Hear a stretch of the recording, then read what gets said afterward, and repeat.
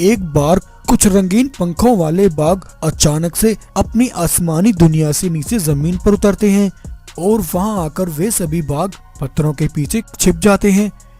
कुछ देर बाद रघु की पत्नी सीमा शेरनी अपने बेटे वीर को लेकर वहां आती है और नदी पर आकर अपने बेटे के साथ पानी पीने लगती है। तभी उन पत्थरों के पीछे छिपे वो सभी रंगीन बाघ बाहर आकर सीमा और वीर पर हमला करते हैं। सीमा, अगर तुम अपने बेटे को जिंदा देखना चाहती हो तो रघु से जाकर कह दो, उसके पास सिर्फ 2 दिन का समय है। 2 दिन के अंदर वो अपनी वो जादुई मणियां मेरे हवाले कर दे। बरसों पहले बदले की जो आग मेरे सीने में जल रही है, मैं यहाँ उससे अपना बदला लेने आया हूँ। ये कहकर रंगीन बाघ रघु के बेटे वीर को अपने साथ अपनी आसमानी दुनिया में ले जाते हैं। उधर सीमा शेरनी रोती बिलखती हुई रघु के पास आती है और उसे सारी बात बताती है। क्या सीमा, ऐसा नहीं हो सकता, आखिर ये सब कैसे हुआ? लेकिन मेरी तो किसी के साथ कोई दुश्मनी नहीं है। फिर वो रंगीन बाघ किस बदले की बात कर रहे थे?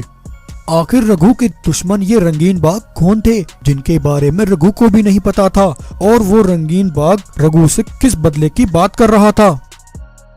दरअसल आज से कुछ वर्ष पहले रघु के पिता राजवीर अपनी पत्नी, बेटे और एक विशाल सेना के साथ गोरखपुर जंगल पर राज करते थे। राजवीर के पास कुछ जादुई मणियां थीं जिनके अंदर ब्रह्मांड की सारी शक्तियां शामिल थी। राजवीर अपनी उन मणियों से ताकत इकट्ठा करते थे और उनकी ताकत से जंगल के जानवरों की रक्षा करते थे।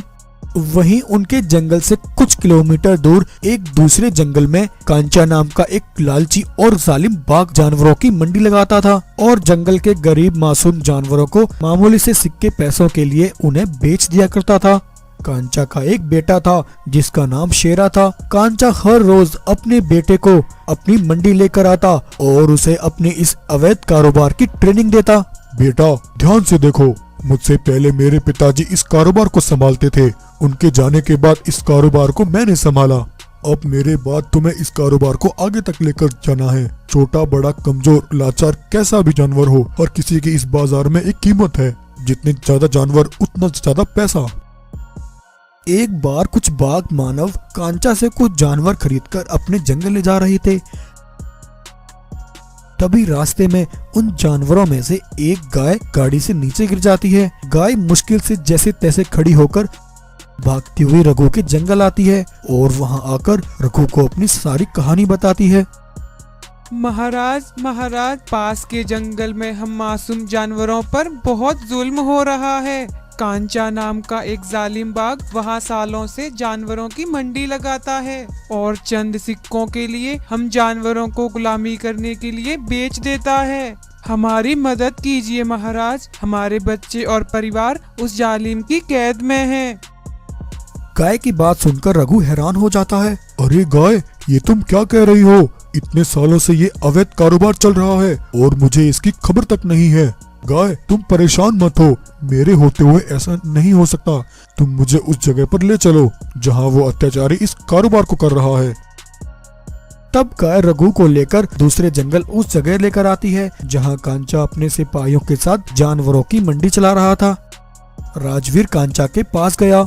देखो, तुम जो कोई भी हो, इन गरीब और मासूम जानवरों को जबरदस्ती नीलाम करना अवैध है और ये जंगल के कानून के खिलाफ है। मैं तुम्हें हुक्म देता हूँ, तुम इस अवैध काम को इसी समय बंद करो और इन मासूम जानवरों को इसी समय आजाद करो। हो, ये मेरा जंगल है और तुम मेरे ही जंगल में आकर मुझे ही धमकी दे रहे हो। तुम्हारी भलाई इसी में है कि यहाँ से निकल जाओ, वरना मेरे सिपाही तुम्हारी बोटी बोटी नोच डालेंगे। ये सुनकर राजवीर गुस्से में आ जाता है। वो मन ही मन सोचता है, अगर मैंने यहाँ इसके सामने अपनी जादुई मणि की ताकत का प्रदर्शन किया तो इन्हें मणि के बारे में पता चल जाएगा। ये सोचकर राजवीर चुपचाप वहाँ से वापस लौट जाता है। कांचा उस गाय को वापस से बंदी बना लेता है। आधी रात जब कांचा के सारे सिपाही सो रहे थे, तब राजवीर दबे पांव वहां आकर अपनी जादुई मणि की शक्तियों से सभी कैदी जानवरों को आजाद कर देता है और उन सभी को अपने साथ वहां से निकाल लेता है। लेकिन उस रात उसे ऐसा करते कांचा का एक सिपाही देख लेता है। सुबह जब कांचा देखता है कि उसके सारे जानवर कैद से फरार हो गए हैं, कांचा गुस्से से पागल हो जाता है। किसने, आखिर किसने ऐसा किया? कौन ऐसा कर सकता है? जिस किसी ने भी ये किया है मैं उसे जिंदा नहीं छोड़ूंगा। तब कांचा का सिपाही उसने रात में जो कुछ देखा वो सब कांचा को बताता है। क्या सिपाही, ये तुम क्या कह रहे हो? इसका मतलब वो राजवीर कोई साधारण शेर नहीं है। हमें उसकी मणियों के बारे में पता न चले, इसलिए वो कल मेरे सामने मेरी धमकी सुनकर चुपचाप वहाँ से लौट गया था। वो राजवीर मेरे कैदियों को यहाँ से भगा कर ले गया है। पहले मैं अब उससे उसकी वो सारी जादुई मणियाँ हासिल करूंगा, उसके बाद मैं उन जानवरों को भी नहीं छोड़ूंगा। ऐसा कहकर कांचा अपने सिपाहियों को लेकर राजवीर के जंगल पहुंचता है और वहां जाकर उन पर हमला कर देता है। जब राजवीर को ये पता लगता है तब राजवीर अपनी मणि की शक्तियों से कांचा और उसके सारे सिपाहियों पर हमला करके उन्हें बुरी तरह जख्मी कर देता है। एक सिपाही कांचा की लाश को लेकर उसके बेटे शेरा के पास गया। शेरा अपने पिता की लाश को देखकर हैरान हो जाता है और रोने लगता है।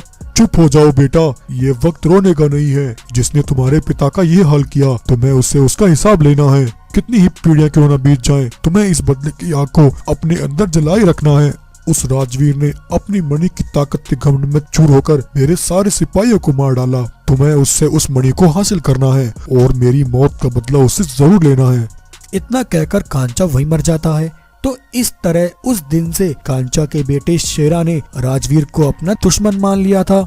शेरा बदले की आग में दिन रात जलता रहा और बड़ा होकर उसने अपनी एक सेना तैयार की। लेकिन इसी बीच उसे एक दिन खबर मिली कि उसका दुश्मन राजवीर अब इस दुनिया में नहीं रहा। और उसी दौरान राजवीर का बेटा रघु भी अब जवान हो गया था। अपने पिता के जाने के बाद रघु ने उन जादुई मणियों के साथ अपने जंगल को संभाला। वहां जंगल में रघु इस बात से बिल्कुल अनजान था। तभी एक दिन एक बूढ़ी गाय रघु के पास आती है। बेटा, मुझे अभी अभी पता चला कुछ रंगीन लुटेरे बाग तुम्हारे बेटे को उठाकर ले गए हैं। तुम्हारे बेटे को अगवा करने वाला कोई और नहीं बल्कि तुम्हारे पिता के दुश्मन का बेटा शेरा है। वो यहाँ तुमसे अपने पिता की मौत का बदला पूरा करने आया है। रघु बेटा, तुम्हारे पिता का हमारे ऊपर बहुत बड़ा एहसान है। मैं अगर आज तुम्हारे सामने जिंदा खड़ी हूँ तो तुम्हारे पिता राजवीर की वजह से हूँ। उस अत्याचारी कांचा ने अपने बेटे को भी वही परवरिश दी है। तुम उस जुल्मी को खत्म करके अपने बेटे को वापस ले आओ। गाय के मुंह से सारी कहानी सुनकर रघु उन मणियों की शक्तियों का इस्तेमाल करता है और उन मणि की शक्तियों से एक विशाल रूप धारण कर लेता है। तब विशाल रघु शेरा के जंगल जाकर उन सभी लुटेरे बागों पर हमला करके उन्हें अपनी आग से जला डालता है और अपने बेटे वीर को आजाद करा लेता है। तो कैसी लगी आपको आज की ये कहानी? अगर आपको ये स्टोरी अच्छी लगी हो तो वीडियो को लाइक करें, शेयर करें और ऐसी ही मजेदार कहानियां देखने के लिए हमारे चैनल को सब्सक्राइब करें।